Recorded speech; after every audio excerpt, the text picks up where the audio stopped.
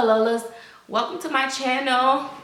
Guys, if you don't know what channel you clicked on MsSerenity Smith channel, and make sure you go ahead and hit that subscribe button, because girl, what, you do not want to miss a video.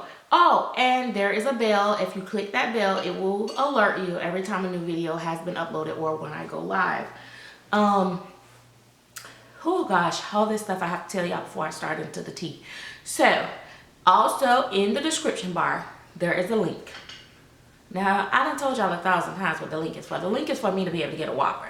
You have to click that link, pay me $4.99 a month. I only get one Whopper a month, okay? And you have to be 18 years old to be able to give me that Whopper money. And then okay, that's the Chatterbox. Okay, click the link if you want to be a part of my paid subscription, where I do exclusive live streams and exclusive videos. It's also to help support this channel as well. But anyway, so the baby I have here, if you don't know, is Noah. Noah, turn your head so they can see you. Okay, he said he don't feel like all that.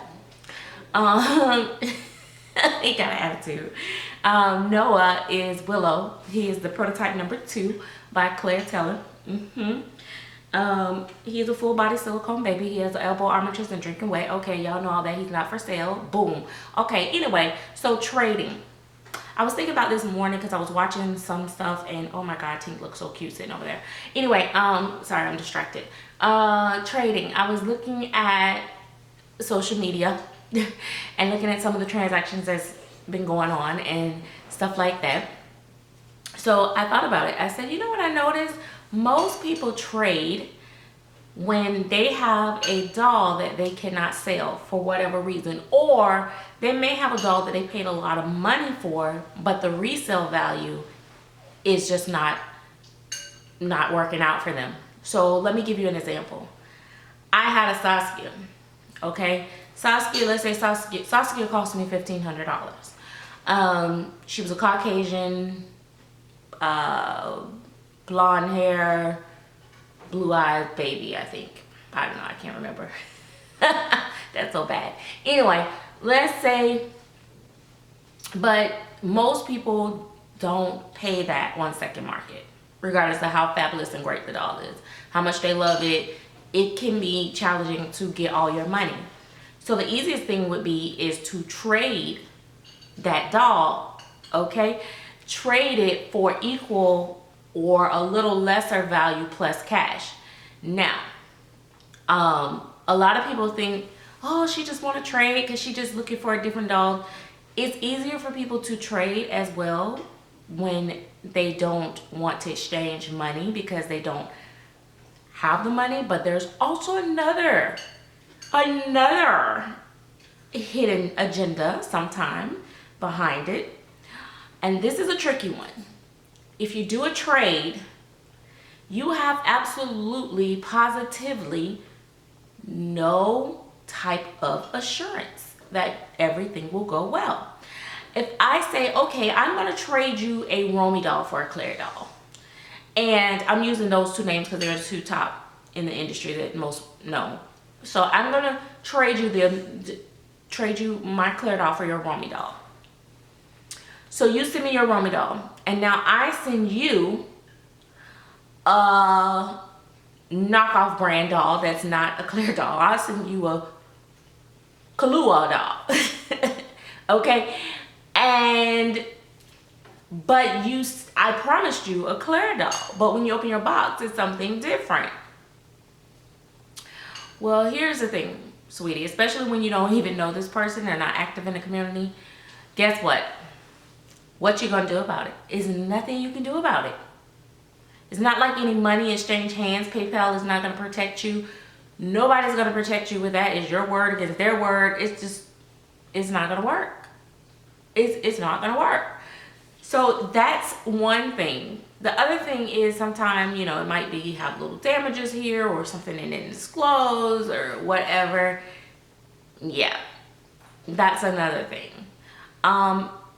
But then here's the pros to it. If you don't want to deal with the PayPal, you don't want to deal with the, oh, you know, you don't get your money, I don't get my money back and all this stuff, trying to charge back and all that. a trade is pretty final.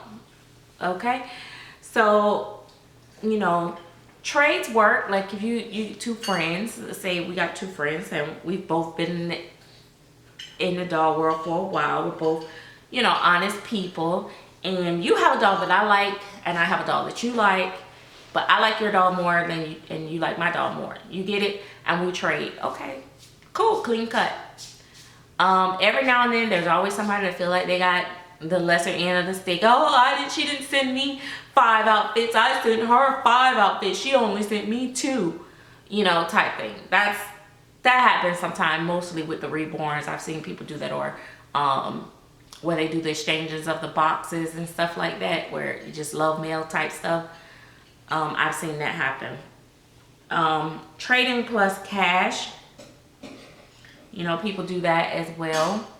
But a lot of times, that was my thing. I was like, you know, a lot of times people trade when they can't sell. I see people, they'll have it up for sale. The next thing they know, they'll say, I'm looking for so and so and so, willing to trade my such and such for blah, blah, blah, blah, blah. The other thing is, go back, Gabby. And the other thing I wanted to talk about is how, you know, a lot of people like to, like, beat you up for, oh, she's chasing the popular doll and all this and stuff. Well, let me say this, sweetie. Sometimes it's a good thing if you're going after the popular doll, or the what's in. That's another reason why people sometimes have to trade too, because the hype is gone from the doll. The doll may be an excellent doll, fabulous doll, great quality, all there, nothing wrong with it, definitely worth what the person is wanting for it, but the hype and sensation of that sculpt, that kit, is gone, and now people don't want to pay what the doll is really worth, and then they can trade for equal value or closer to than actually cash value. So that's another reason. But that is the other thing.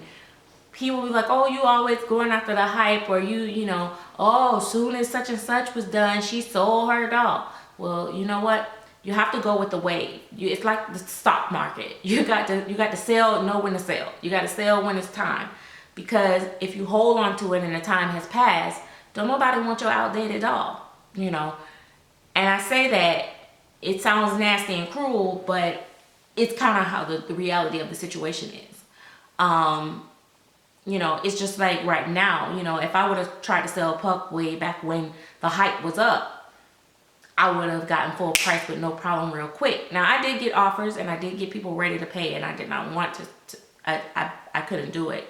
I realized I couldn't do it, but he has another bonus to him as well, you know, because of he's very exclusively painted by, you know, Claire Taylor. But the thing is that, you know, if you're like, dang, if you see nobody else has an interest in a doll, then that's a sign that if you buy that doll, you better be thinking of it as a keeper or a lifer or a loser. I know if that sounds bad, but you're gonna lose money if you decide, or you get it and don't like it, or you want to sell it, or later you decide you want to trade. You want to get rid of it because you want to buy something different, you want to get a different dog, or whatever the case may be.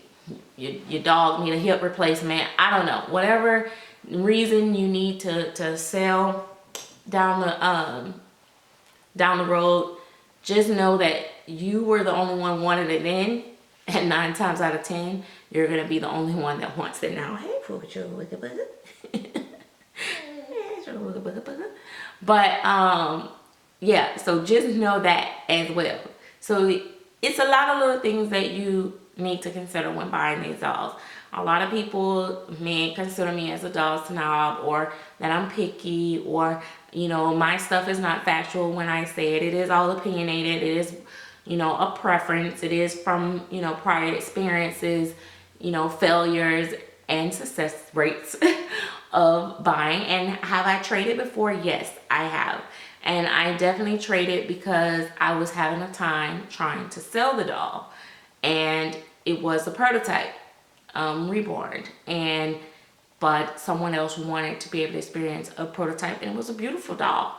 It was great. It was really nice. It was painted by a really good artist and everything. And I traded what some people would have considered a lesser artist work. But to me, that work had more value. And it also was an easier doll to sell later. That's another thing. People will trade you because you may not know exactly what you have. And they may trade you, get what you got, hold it for a little bit, and then they'll sell it because they can sell that one better than what they had. All these little things that, you know, people with more experience think about. So that's that. And it's not necessarily a bad thing. I'm just telling you this is the way it go. You know, this is, you know, you got to keep these things in mind when you're buying. You know, you can't just willy-nilly. It's a lot of money out here. I mean, you don't want to pay over the market value, whatever that may be. And that's just like I told you guys before, like the Zoes and the Jenicas was selling for $5,500 and $5,800 and $6,000 when they originally sold for like $2,500 back in when they came directly from the artist. Now, some may say, oh, that's not fair. They're making more money than what the artist made. Well, you know what? It's just like wine. It appreciates in time. Now, did I say that right? Okay, whatever. Y'all know what I meant. It's like, to me, it's like people have these comic book collections. They may pay $2 back in 1922, but if you still got that comic book and it's still in prestige condition at this day and time, that thing may be worth $1,500 now. When you only paid $2 back then, nobody has a problem with that. So when I talk about people like getting over on you on specific dolls, it's not about stuff that doesn't have the value. If that's what the going price is for, yes, the collector has every right to sell for more. But if the doll does not have that value, then they're ripping you off. You see what I'm saying? Because if you selling a doll for $3,000, but the value is only like $1,500, and you know that, then yeah, you're preying on people that don't know any better. That's different. But if that's what everybody else doll is selling for, $5,000, and you selling your doll for $5,000, and you paid $2,000, guess what? I'm not mad at you, because that's what the market value is. And it's not going to hurt me, because if I pay that $5,000 and I would decide to sell it within a reasonable amount of time, as long as it's still going at that going price, it's going to be okay. See, a lot of people don't understand that. They don't think that far. But as you start dealing with more expensive dolls, the collectors that collect on that level, I'm not trying to say nobody's beneath anybody or nothing like that, but the collectors that collect on that level understand this. They understand this. They know what they're getting. If you got the only one in that edition that's like that, or you got the only one doll that nobody else has, that doll holds so much value, and the value is only going to get, normally, if it's by, you know, a really popular or high demand artist, it's only going to get stronger. But if you going after something that is mediocre, some people like their work better, you know, you're definitely gonna expect to lose some value. You know what I mean? The good thing about women, and that's what reborns and silicone, but well, that's mostly silicone. I'll take that back. That's mostly silicone. Reborns, it don't matter who the artist is. It don't matter how much. You could pay $7,000 for a reborn. I can guarantee you out the gate, at most, people are only going to pay $1,500 or so. They're not going to pay you that money. You're going to lose so much money with reborns. Reborns almost always lose money. Sometimes you can get right what you paid, but you got to be right in the heat of the moment when you sell. Reborns value just drop like by half all the time. Reborns just don't hold value. I don't know why, but they just don't. They just really don't hold value. So when you buy a reborn, you have to buy a nice one. If the artist is popular, you have better chance of getting it sold. And you may get closer to the amount. But I'll tell you what holds value, though, a little bit more in reborns. Ethnic babies hold more value in reborns. Ethnic babies hold more value in reborns. But Caucasian babies, you might as well forget it. And it's so funny because I think it's because there's so many beautiful Caucasian babies out, and it's very hard to find a nice ethnic reborn. I think that is the reason why. But it's funny, it's opposite with silicone. The value of black silicone, or African American, sorry, or ethnic silicone, biracial silicone. Biracial kind of sometimes it teeters. It could go either way.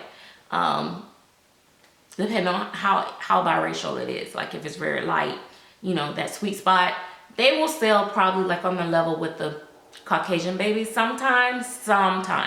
But for the most part, ethnic, biracial, AA, true AA, they're harder to sell. I won't say they don't hold that value, but they're harder to sell. There's less people that will spend that type of money on those than the other ones. So that's the way it goes. So, you know, you gotta, unless, and like I said, unless it's a very beautiful baby and it's very well done. It has to be very beautiful and well done. And you do fine. Okay, that is my lesson for the day, and you got that free. You didn't have to pay $4.99 for it. Don't expect it again. See you later, crew. I'm in love with him.